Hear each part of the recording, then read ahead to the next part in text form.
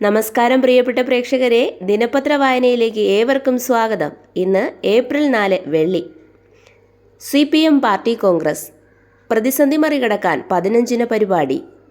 Kerala model ഇടതു ജനാധിപത്യ മുന്നണിയെ ഓരോ സംസ്ഥാനങ്ങളിലും വളർത്തിയെടുക്കണമെന്നും ഇടതു സ്വഭാവമുള്ള സംഘടനകളെ ആദ്യം ഒരുമിപ്പിക്കണമെന്നും CPM പാർട്ടി കോൺഗ്രസ് നിർദ്ദേശിച്ചു.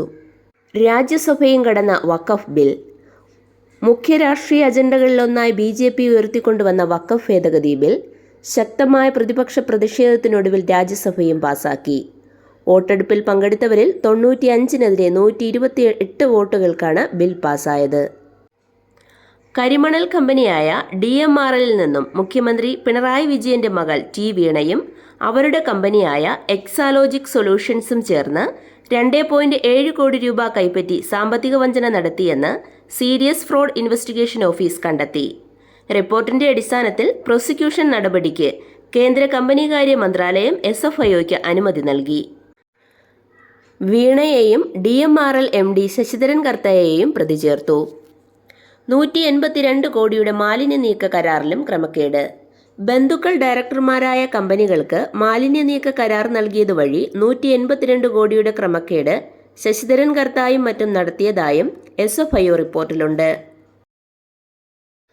കേരള ആശാ ഹെൽത്ത് വർക്കേഴ്സ് അസോസിയേഷനുമായി ആരോഗ്യമന്ത്രി നടത്തിയ ചർച്ച പരാജയപ്പെട്ടതോടെ സമരം കൂടുതൽ ശക്തം. മാലിന്യമുക്ത നവകേരളം ക്യാമ്പയിന്റെ ഭാഗമായി ജില്ലയിലെ എല്ലാ തദ്ദേശ വാർഡുകളും മാലിന്യമുക്തമായി പ്രഖ്യാപിച്ചെങ്കിലും ഇനിയും മാലിന്യം കെട്ടിക്കിടക്കുന്ന പൊതുസ്ഥലങ്ങൾ, തോടുകൾ, കുളങ്ങൾ എന്നിവ അടിയന്തരമായി ശുചീകരിക്കാൻ നിർദ്ദേശം. മഴക്കാലപൂർവ്വ ശുചീകരണത്തിന്റെ ഭാഗമായി പ്രതിരോധ പ്രവർത്തനങ്ങൾ ഊർജിതമാക്കുന്നതിന് വേണ്ടി ചേർന്ന യോഗത്തിലാണ് തീരുമാനം.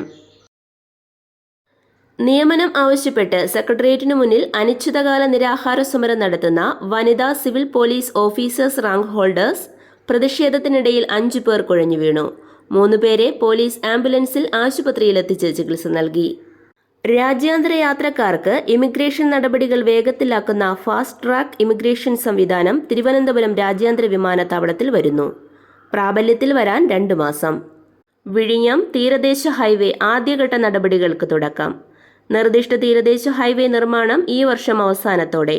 ഭൂമി ഏറ്റെടുക്കലിനോടനുബന്ധിച്ച ആദ്യഘട്ട നോട്ടീസ് വിതരണം തുടങ്ങി. സംസ്ഥാനത്ത് ക്ഷയരോഗബാധിതരുടെ എണ്ണത്തിൽ കുറവുണ്ടായെങ്കിലും മരണനിരക്കിൽ വർധന.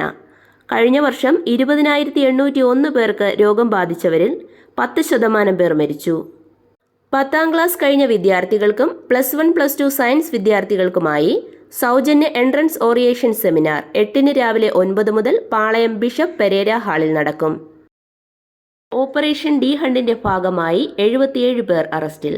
സംസ്ഥാന വ്യാപകമായി ബുധനാഴ്ച നടത്തിയ സ്പെഷ്യൽ ഡ്രൈവിൽ ലഹരി വസ്തു വിൽപ്പനയിൽ ഏർപ്പെട്ടതായി സംശയിക്കുന്ന 1990 പേരെ പരിശോധനയ്ക്ക് വിധേയമാക്കി. സംസ്ഥാനത്ത് കന്നുകാലി സെൻസസ് 15 വരെ നീട്ടി.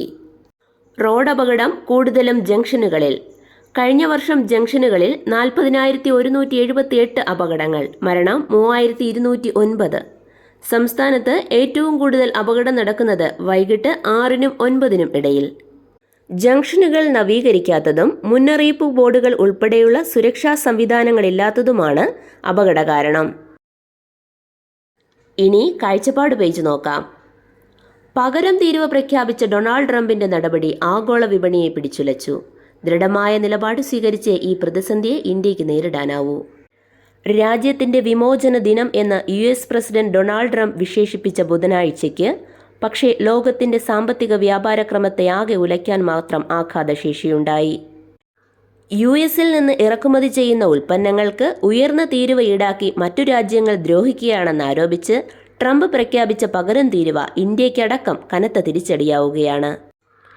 US ശരാശരി 10% നിരക്കിൽ തീരുവ ഏർപ്പെടുത്തിയാൽ തന്നെ ഇന്ത്യയിൽ നിന്നുള്ള കയറ്റുമതിയിൽ $600 കോടി ഇടിവുണ്ടാകുമെന്ന കണക്കുപ്രകാരം ഇന്ത്യൻ ഉൽപ്പന്നങ്ങൾക്ക് ഇപ്പോൾ പ്രഖ്യാപിച്ച 27% തീരുവ ആഘാതം കനത്തതാകും.